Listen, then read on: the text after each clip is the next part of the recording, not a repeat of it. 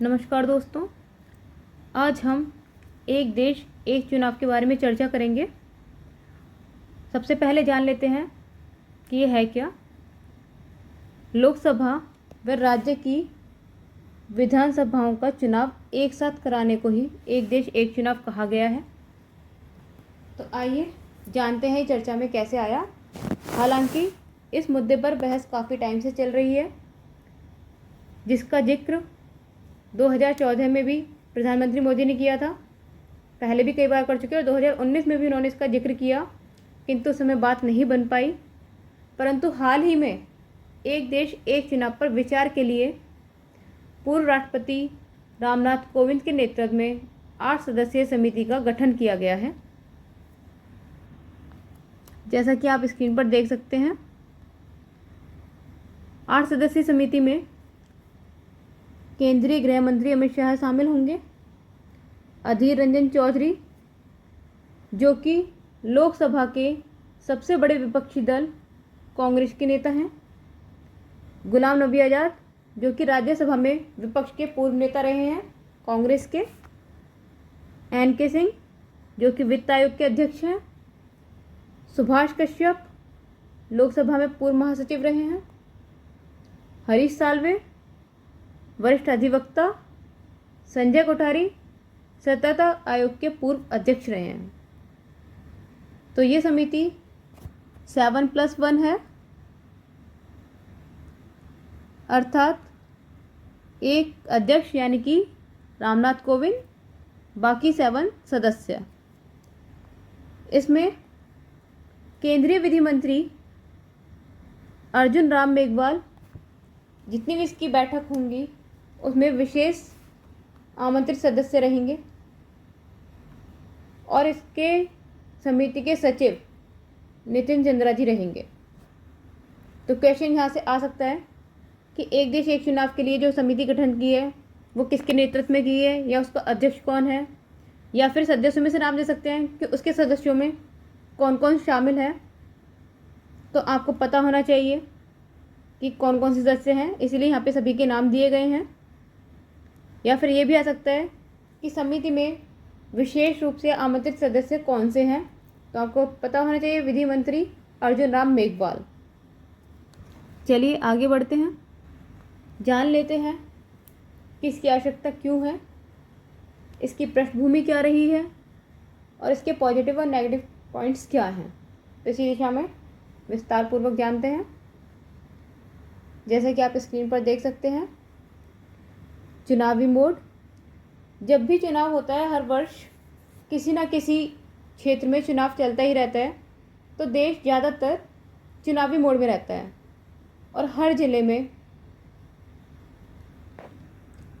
आचार संहिता भी लागू रहती है, जिससे प्रशासनिक और नीतिगत निर्णय भी प्रभावित होते हैं, खजाने पर भी भारी बोझ पड़ता है। तो इन सबसे बचने के लिए नीति निर्माताओं ने लोकसभा तथा राज्यों की विधानसभाओं का चुनाव एक साथ कराने का विचार बनाया। चलिए अब इसकी पृष्ठभूमि भी जान लेते हैं कि क्या ऐसा पहले कभी हुआ है। तो चलिए देखते हैं आगे। आपकी जानकारी के लिए बता देते हैं कि ऐसा स्टार्टिंग से होता आया हुआ है। 1952 में, 57 में, 62 में एंड 1967 तक एक साथ चुनाव हुए थे, किंतु 1968-69 में राज्यों की विधानसभा विभिन्न कारणों से समय से पहले भंग कर दी गई, जिससे एक साथ चुनाव का क्रम टूट गया। 1971 में लोकसभा चुनाव भी समय से पहले हो गए थे। इस प्रकार 1967 तक चुनाव एक साथ कराए गए थे, लेकिन 1968-69 में क्रम टूट गया और इसके बाद यह अभी तक एक साथ नहीं हो पाए। चलिए अब देख लेते हैं कि अगर एक देश एक चुनाव लागू किया जाता है तो उसके क्या पॉजिटिव फैक्ट्स होंगे, क्या पॉजिटिव पॉइंट्स होंगे, क्या बेनिफिट है। जैसा कि आप स्क्रीन पर देख रहे हैं, चुनावों के कारण देश में बार बार आचार संहिता लागू करनी पड़ती है, जिससे सरकार नीतिगत निर्णय नहीं ले पाती और विकास परियोजनाएं भी प्रभावित होती हैं।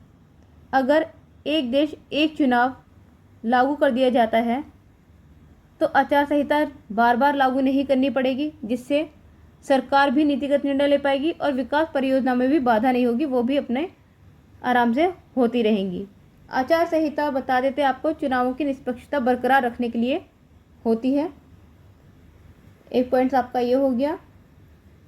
दूसरा देख लेते हैं, अगर एक देश एक चुनाव होता है तो सरकारी खजाने पर जो अतिरिक्त आर्थिक बोझ पड़ता है उसमें कमी आएगी।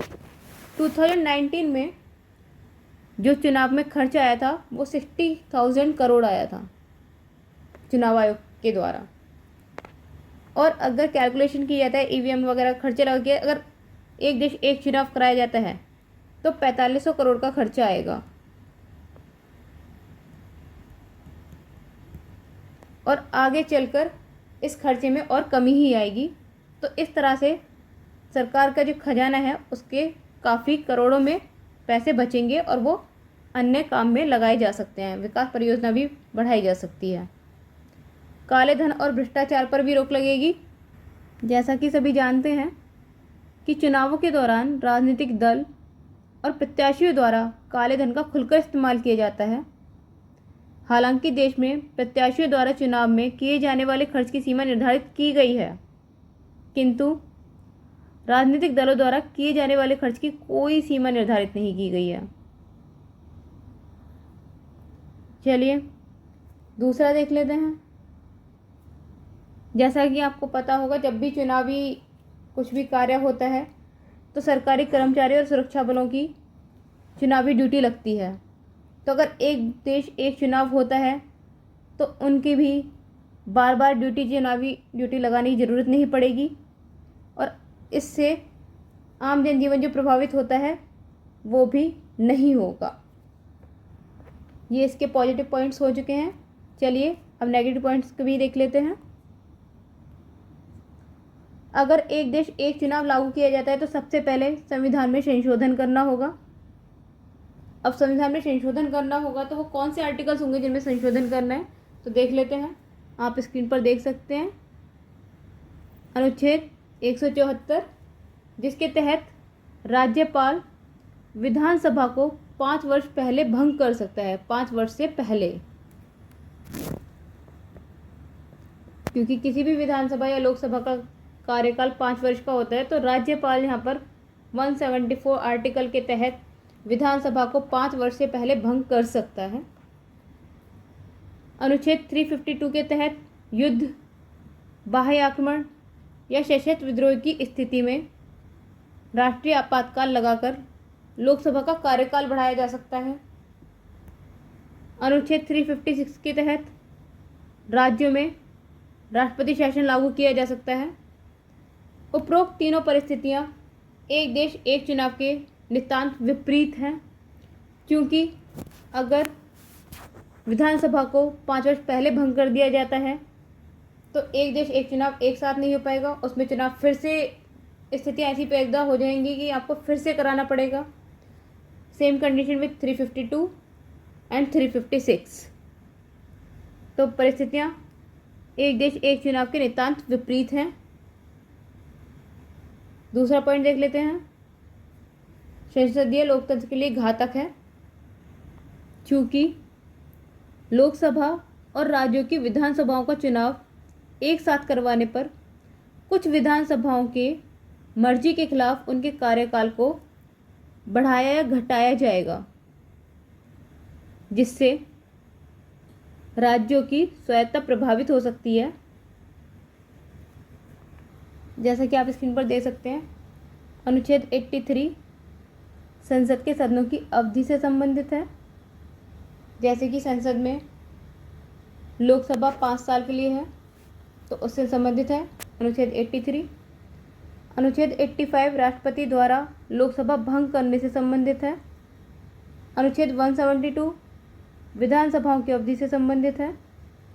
अनुच्छेद 174 विधानसभाओं के विघटन से संबंधित है। अनुच्छेद 356 हम ऊपर भी बता चुके हैं, राष्ट्रपति शासन लगाने से यानी कि राज्यों में राष्ट्रपति शासन लगाने से संबंधित है।